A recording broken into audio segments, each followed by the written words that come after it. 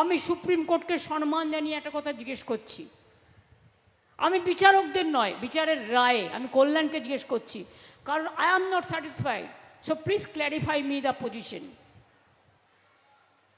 যখন supreme court order দিল tribunal হবে এবং অ্যাডজুডিকেশন কেসে যাদের নাম বাতিল হয়েছে তারা ট্রিব্যুনালে অ্যাপ্লাই করার সুযোগ পাবে এবং তারা ভোটাধিকার পাবে,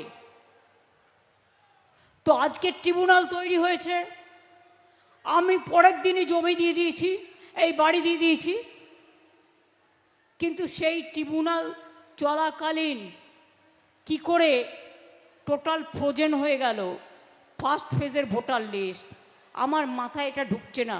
আমি গবেট হতে পারি, আমি গর্ধব হতে পারি, কিন্তু আমি নিজেও from the law question I am just asking you, পাবলিককে সাপোর্ট দেওয়ার জন্য যারা বললেন ট্রিব্যুনালে গিয়ে অ্যাপিল করতে পারবেন, তাহলে আপনারা সাপ্লিমেন্টারি লিস্ট ওই তারিখ পর্যন্ত রাত্রে করে কেন লিস্টটাকে ফ্রোজেন করলেন?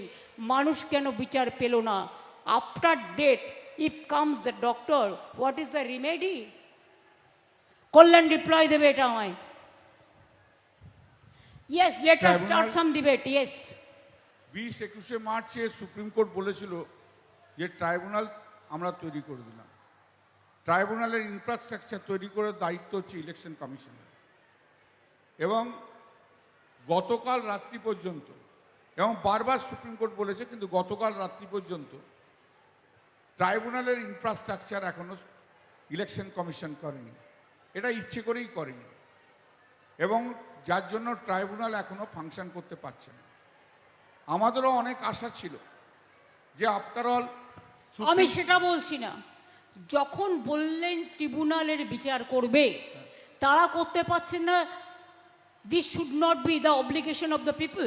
না, ন্যাচারালি আপনি যা বলছেন ন্যাচারালি একদম ঠিকই তো বলেছেন। যখন তুমি বলেছো ট্রিব্যুনাল তৈরি করবে, দেন ট্রিব্যুনাল অ্যাডজুডিকেশন কেসগুলো সেটেল না করে how do you say that the supplementary list is frozen, the first phase voter list is frozen?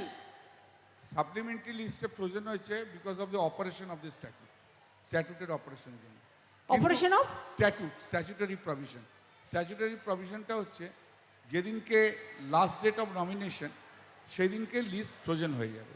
না, তাহলে ট্রিব্যুনালে যে নামগুলো হলো না তার জন্য কে দোষী? আমি আসছি, এই যে ট্রাইব্যুনালকে ফাংশন করতে দেয়নি তার জন্য নিঃসন্দেহে ইলেকশন কমিশন দোষী, কিন্তু এর সঙ্গে সঙ্গেও সুপ্রিম কোর্টের কাছেও আমাদের আবেদন থাকে, ভারতবর্ষের মানুষের এভাবে সাংবিধানিক অধিকার টেকনিক্যাল ওয়েতে কেড়ে নেওয়া যায় না।